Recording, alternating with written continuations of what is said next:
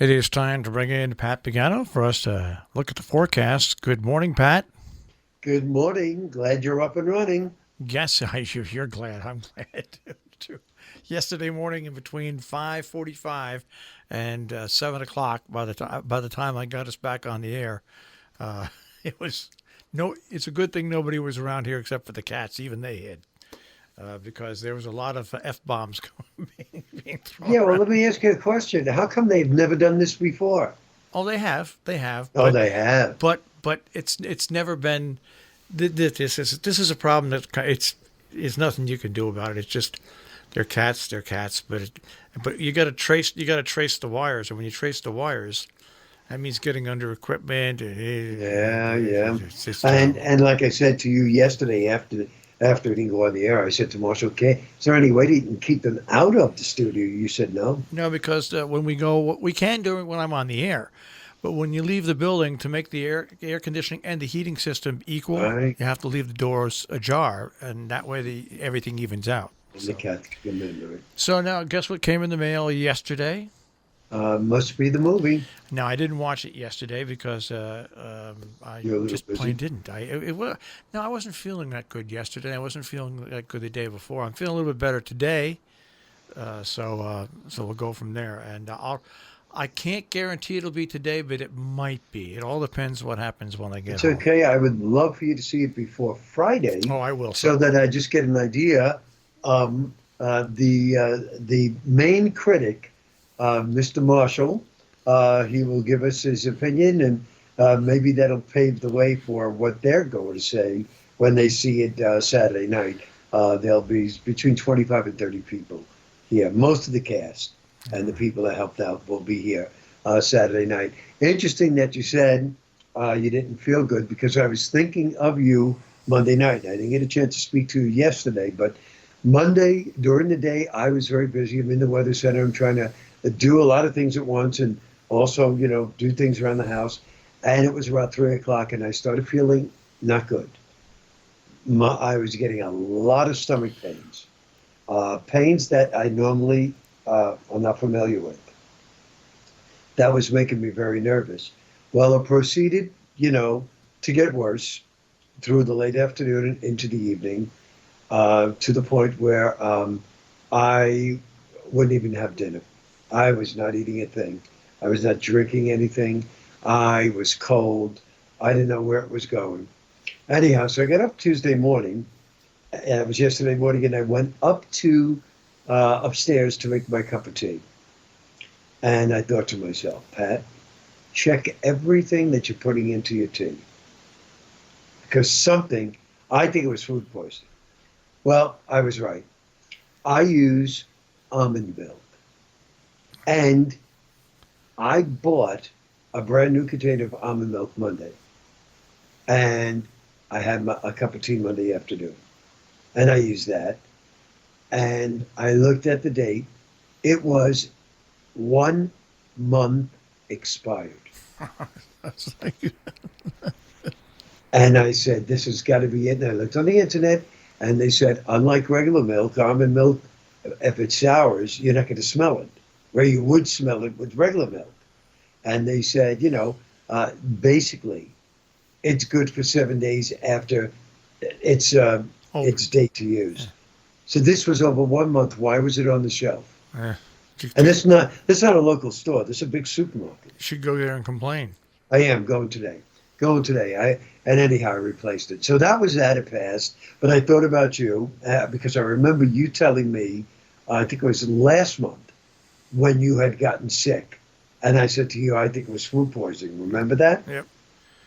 And I said, boy, Marshall got it. I got it. All right. Well, anyhow, weather-wise, showers or drizzle today, 45 to 50. Rain tonight, low 40s. Rain or showers will taper off by tomorrow afternoon, and it gets windy, mid 40s. Then on Friday, partly cloudy and windy, passing flurries, 35 to 40. Little bit colder Saturday, sunny clouds, a cold wind, 30 to 35. And your Sunday, mid 30s with sunshine for the first day of March. But that is it, folks. This February goes out as a in my opinion, as a non-wintry February for our listening area. No snow. Terrible. Mm-hmm. Terrible. No snow, Well, and I mean we there had some cold weather, was but some flurries, but there was no snow. There was no measurable, real big snow. nothing to Maybe nothing to write home about. yeah, maybe an inch, 2 inch, 3 inches, stuff like that. But that's about it. Yeah. Amazing. So, and I don't see anything near down the line. Just don't. But I do see. I'll tell you one thing. I do see March being cold. I see a lot of cold weather coming our way, at least through the first 10 days of March. So we'll have to see how the rest of it shapes up. But I have a feeling that March is going to be a cold month. Let's see what happens. All right, and our good friends at Visionary Computer had their, of course, outdoor security cameras on, and a big bear strolled through their parking lot. So either they never really hibernated or else they're coming out because they think it's time to come out. And it's a big one, huh? It was a big one, so it almost looked like normally when they come out of hibernation they're a little skinny and stuff like that. Yeah. This one wasn't skinny. So I guess maybe it was a mama bear who's pregnant. I don't know, but it was big. It was a big bear. Wow. And my friend David was up at the lake house yesterday, and he texted me, "No mice." Well, you might not have had any mice, but last night I went to bed early. I didn't watch the debate because I knew it was going to happen. So I went to bed, and at midnight, my cat Bauer is just screaming. So I get up, and I thought something was wrong. No, Bauer had a mouse. So I got a hold of Bauer. I got a hold of the mouse. The mouse was still alive, and I put it outside. About 1:30, Bauer screaming. Another mouse. Got that mouse out. Okay. So now it's like 1:45, and I got to get up at 3:30. Then my other cat, Emma, is hiding for some reason. And normally when cats hide for no reason, they're sick.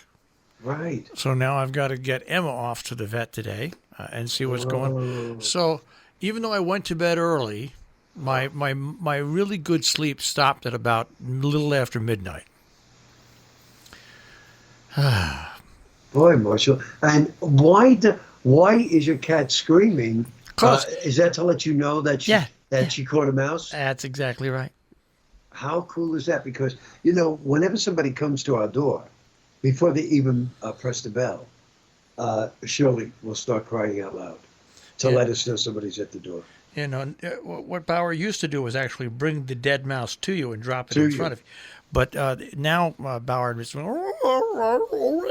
and you go out there and there's a mouse in its mouth and it's alive.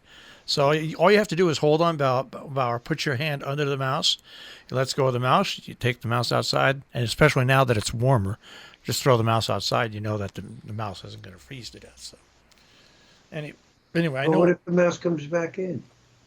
Then we'll do the whole thing again. God bless you. I can't kill a mouse. I can't. I'm sorry. I can't. I just can't.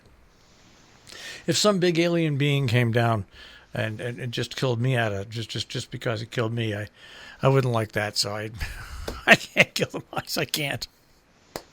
I can prevent them to try to get in and stuff like that. But normally you don't worry about it this time of year because this is the time of the year they're going out. They don't need the shelter of a warm house. The beginning of winter is normally when you get them. Well, anyways. When you have to, yeah. That's the mouse report. All right, Pat. I'll speak with you mañana. Okay. Feel better, Marshall. All right. Take care, Pat. Bye-bye. Pat Pagano this morning in the Weather Center with the check on our tri-state forecast here on Robin Hood Radio.